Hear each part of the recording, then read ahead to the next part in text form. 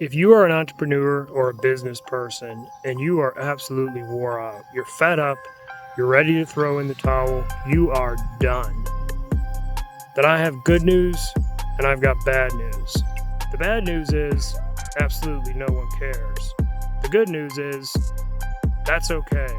And in this video, I'm going to explain to you why that is. So, yes, no one cares about your story, nor should they care about your story. However, if you're in a bad spot, if everything seems hopeless, and I mean hopeless, and you might potentially be facing complete financial ruin, I'm here to tell you that if you run at those problems, if you surrender to what it is that God wants to teach you and all of that, and you realize that you're not an anomaly, you're not freaking special, you don't live on an island, it's happened time and time again. In fact, it'll happen hundreds of thousands of times just this year, just in the U.S., then you could shed this whole guilt and shame paradigm that like somehow you're less than, because you're not.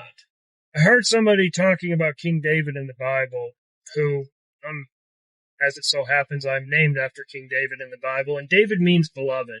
But David was anointed as king, and then it took him 25 years before Saul was overthrown, and God removed Saul from the throne and placed David in there.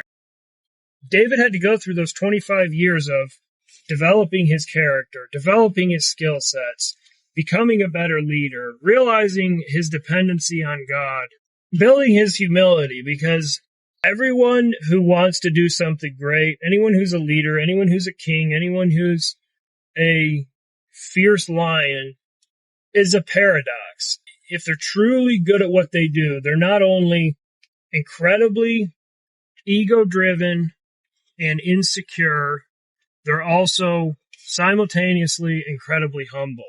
Because the only way that you move up and you get to the top is through this weird dichotomy that most people don't understand of humility and boastfulness. And it's not even boastfulness. It's an intrinsic understanding that you were meant to do way more than what you're currently doing. It's the only thing that keeps you going when things get tough. And you have to have that. But I tell you, you get humbled so much that it will absolutely blow your mind if you're trying to build something great or do something great with your life. So King David gets anointed by God to be the next king of Israel. So he's probably thinking, oh man, I got it made, baby. Look at me. I got it made in the shade. Concubines and throne room, here I come. And then he spends the next 20 years getting chased around the desert by Saul so that God can develop him and help him to become the man he needed to become before he could be king. He had to grow his dependence on the Lord. He had to build his humility. He had to grow his skill set. He had to become a better leader.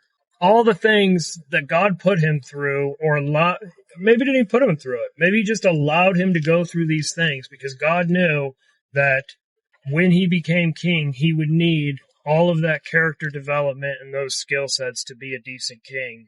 If you're going through some hard stuff, you're not alone. You're not special. Nobody cares, because at the end of the day, you have to work out your own struggles and sort through your own mess. And the last thing you have time for is wallowing in any level of guilt and shame, because guilt and shame is such a selfish vibration to operate out of. And as soon as you realize that nobody cares, you can stop being paralyzed. You can put aside the fear that had your stomach in knots and say, I might as well get to work because nobody's paying attention either way. And at the end of the day, how I get out of this situation is completely dependent on me and my ability to rely on the bigger plan that God has for me here. And then make sure that you walk in the fear of the Lord and you realize that the fear of man is nothing but a trap.